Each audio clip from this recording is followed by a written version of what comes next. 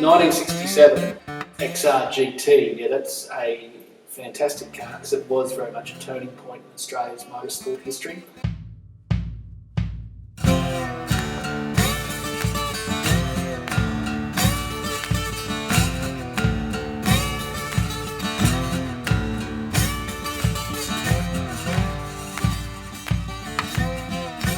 So I can't even imagine what it must have been like in '67 when the XR GT came out with that gorgeous 289 4-speed synchro box and a driveline that could handle it all day in what was for the time a revolutionary platform.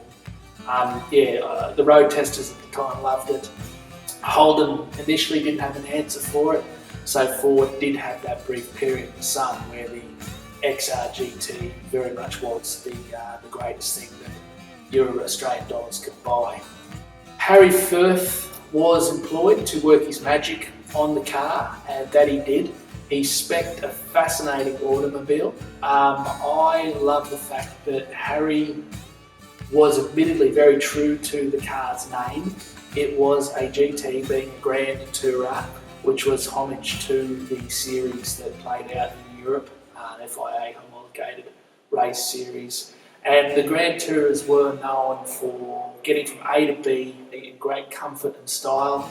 You'll get out of the car feeling refreshed, a little bit invigorated maybe.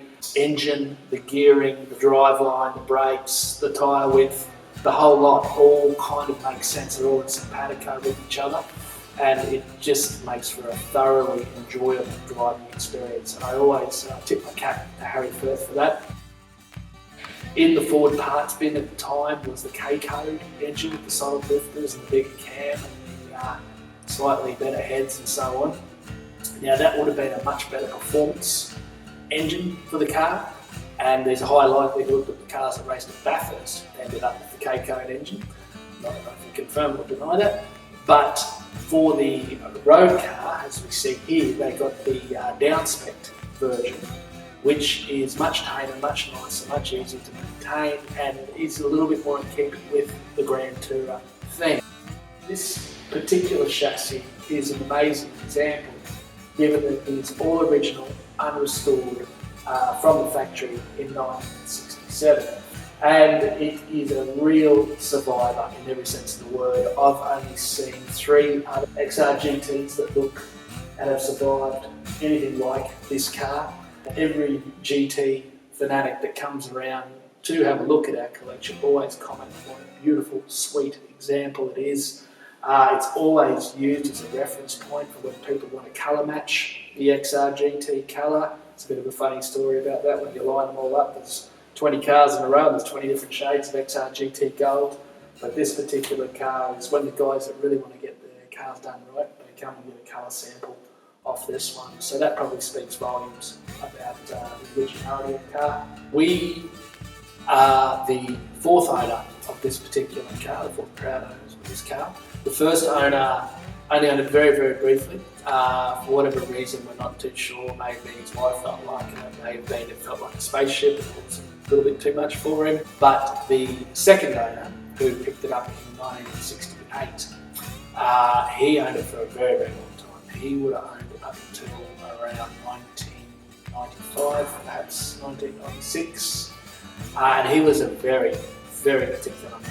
He kept records of absolutely everything. What backs up this car's honesty is a log kept by a fastidious owner who must have had an aviation or engineering background or something that just shows all the work that went into it in keeping it in this amazing condition. That brings us to the third owner, a good family friend of ours who's also a very particular owner. He's quite well known in the GT Falcon fraternity. Any vehicle he owns is pretty much as good as you can get of that particular type. And this one certainly ticked the boxes for him. I don't think he was actively looking for an XR GT. I just think when the car's statistics or bona fides were run across his desk, he thought, well, I have to own this vehicle.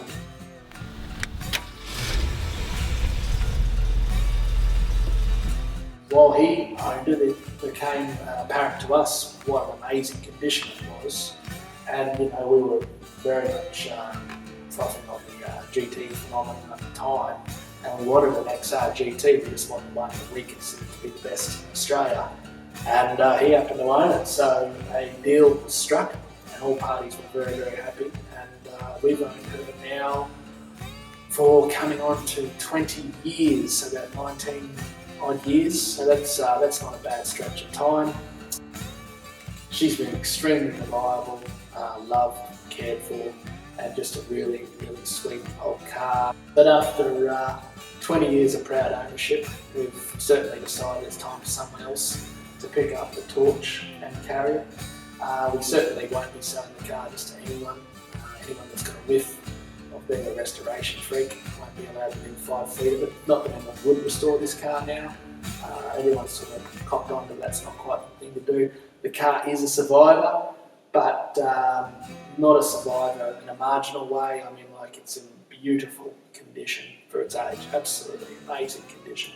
And yeah, it needs an owner who respects that and understands that. So looking forward to talking to people soon about this beautiful XR GT of ours.